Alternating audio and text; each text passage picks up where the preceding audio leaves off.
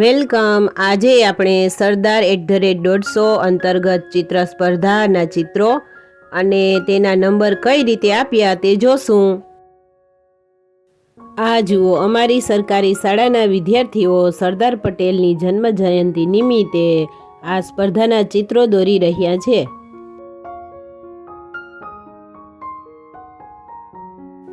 આવી રીતે દરેક શાળામાંથી 3 ચિત્રો આવ્યા છે અને અમે સિલેક્ટેડ શિક્ષકો આમાંથી અમુક મુદ્દાઓના આધારે માર્ક્સ મૂકીને નંબર દેશું. આ દરેક ચિત્રો એ અલગ અલગ શાળામાંથી પ્રથમ 3 નંબર આવ્યા હોય તેના છે.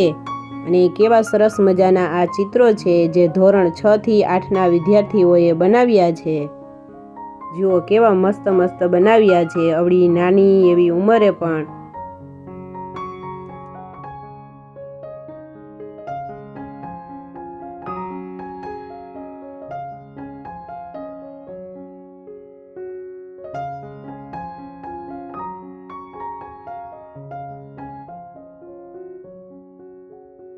અમે શિક્ષકો પૂરો પ્રયત્ન કરશું કે દરેક બાળકને તેનું જે ચિત્ર દોર્યું છે એ મુજબ યોગ્ય અંક આપીએ અને એ સારો એક નિર્ણય લઈએ અને 3 નંબર આમાંથી અમે પસંદ કરી શકીએ.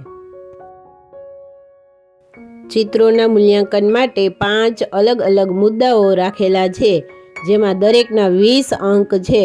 તો પ્રથમ મુદ્દો છે વિષય વસ્તુને અનુરૂપ ચિત્ર, એટલે કે સરદાર પટેલનું જ ચિત્ર હોવું જોઈએ. અને બીજો મુદ્દો છે ચિત્રનું રેખાંકન અને સ્વચ્છતા, એટલે કે વ્યવસ્થિત દોરેલ હોય અને ચોખ્ખું હોવું જોઈએ. ત્રીજો મુદ્દો ચિત્રમાં રંગપૂર્ણી, એટલે કે ચિત્રમાં રંગ પૂરેલ હોય તો જ માર્ક્સ મળે.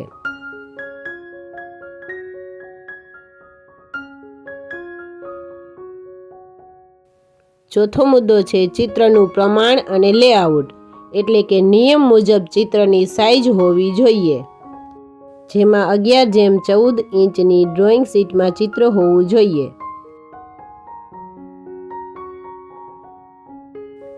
અને પાંચમો મુદ્દો છે ચિત્રની સમગ્ર છાપ, એટલે કે ઓવરઓલ સુંદરતા અને ખૂબ સરસ હોય તે ચિત્ર.